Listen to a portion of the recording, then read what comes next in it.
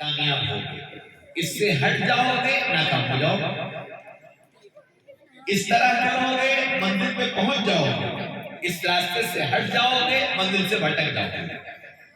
دین اور شریعت صرف یہ بتانے کے لیے آیا ہے۔ ہم دین اور شریعت کو نماز، روزہ، موت، میراث، ان چار چیزوں میں ہم سمجھتے ہیں کہ ہمیں دین کی، علماء کی ضرورت ہے۔ باقی شادی، تجارت، بچوں کی تربیت،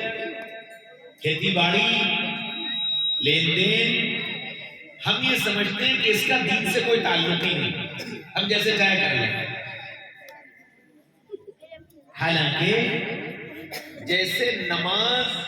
اور روزہ اور حج اور موت اور میراث جیسے یہ چیزیں ہمارے ذہنوں میں عبادت ہیں،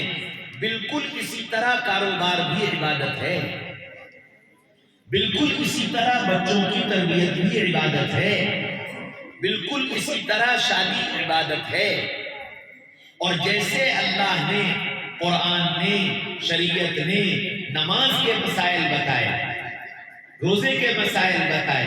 حج کے مسائل بتائے، میراث کے مسائل بتائے،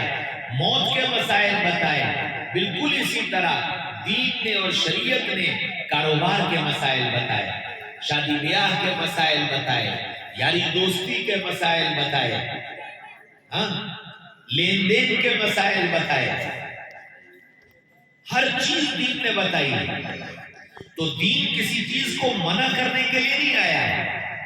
بلکہ اس کام کو صحیح رخ پر بتانے کے لیے آیا کہ اس کام کو کیسے کرو گے کہ اللہ راضی ہو جائے، کیسے کرو گے کہ رسول خوش ہو جائے، بس یہ بتانے کے لیے آیا۔ تو خوشی کیسے منانی ہے یہ بھی اللہ نے بتایا، یہ بھی رسول اللہ نے بتایا، کتنی منانی ہے یہ بھی رسول اللہ نے بتایا۔